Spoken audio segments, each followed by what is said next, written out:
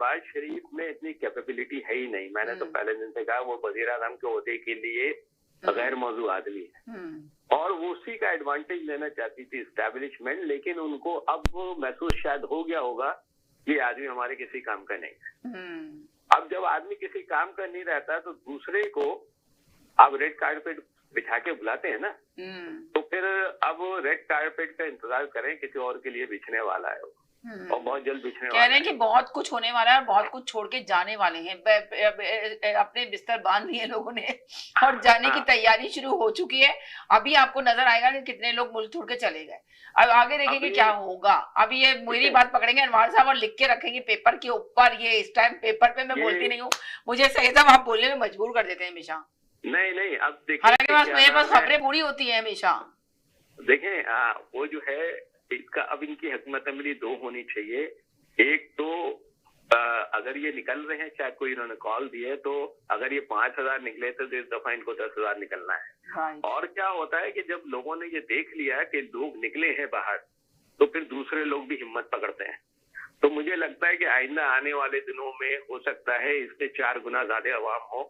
यानी कि लाहौर जैसे शहर में ये मरियम नवाज को तो मैंने कहा था ना, ये डुबो देगा ये आदमी, क्या नाम है अपना, शहबाज शरीफ। हालांकि उस बेचारी ने बड़ा काम करा, लेकिन वो काम नजर ही नहीं आएगा क्योंकि जो उनके ऊपर बैठा हुआ है वो मकबूलियत के इंतहाई निचले दर्जे पे है इस वक्त। वो कहीं नजर ही नहीं आता है। वो कहता है कि मैं पूछ के बताऊंगा, तो उसकी आप मकबूलियत या उसकी आप पावर का अंदाजा लगा लें। लोग इतने बेवकूफ नहीं है। अच्छा, आप ये तो पीटीआई और उनके हवाले से बात है। पीपल्स पार्टी साइड में बैठ गई है, वक्त आने का इंतजार कर रही है। और आपने ये भी देखा कि जो 27वीं या 28वीं तरमीम है उसमें जो है वो मेन फोकस जो है वो मईशत है या पावर की सब डिवीजन है, चाहे उसमें सूबे हो चाहे उसमें मुकामी हुकूमत हो।